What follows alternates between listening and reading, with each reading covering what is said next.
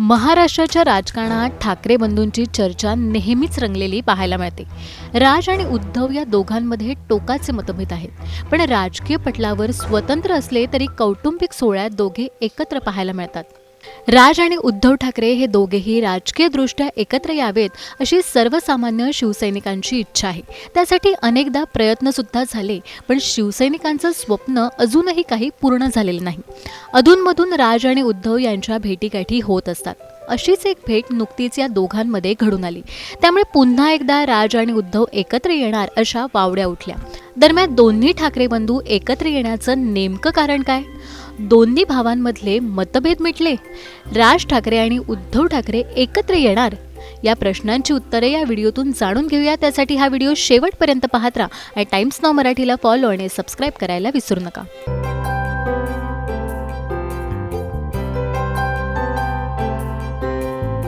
उद्धव ठाकरे आणि राज ठाकरे पुन्हा एकदा एकत्र येण्याबाबत चर्चा रंगल्यात.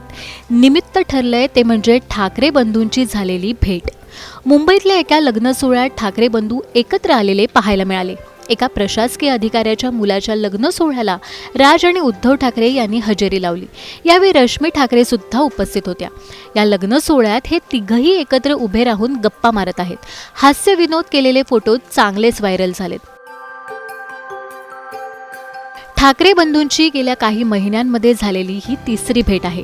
राजकीय मतभेद कितीही असले तरी कौटुंबिक सोहळ्यामध्ये ठाकरे बंधूंमध्ये कायम एकत्र असल्याचं पाहायला मिळाले. याआधी 15 डिसेंबर 2024ला राज ठाकरे मुंबईतल्या ताज लँड्स अँड हॉटेलमध्ये रश्मी ठाकरेंचे भाऊ श्रीधर पाटणकर यांच्या मुलाच्या लग्नात उपस्थित होते. त्यानंतर जयवंती ठाकरे देशपांडे यांच्या मुलाच्या लग्नात राज आणि उद्धव एकत्र आलेले पाहायला मिळाले. आणि आता प्रशासकीय अधिकारी महेंद्र कल्याणकर यांच्या मुलाच्या लग्न सोहळ्यात राज आणि उद्धव यांची तिसऱ्यांदा भेट झालेली पाहायला मिळाली. बाळासाहेबांच्या निधनानंतर राज आणि उद्धव यांच्यातले हितसंबंध फारसे काही चांगले नसल्याचं बोललं गेलं. अधूनमधून दोन्ही भावंड एकमेकांना तोंडसुख घेतानाही पाहायला मिळतात.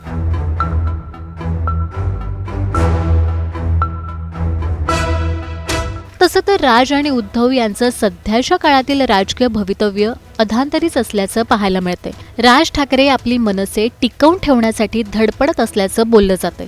तर दुसरीकडे 2.5 वर्षांपासून शिवसेना फुटली. तेव्हापासून आज तागायत उद्धव ठाकरेंची साथ सोडून जाणाऱ्यांची रांगच लागली. त्यामुळे राज आणि उद्धव यांना आपला पक्ष टिकवण्यासाठी झगडावं लागतंय.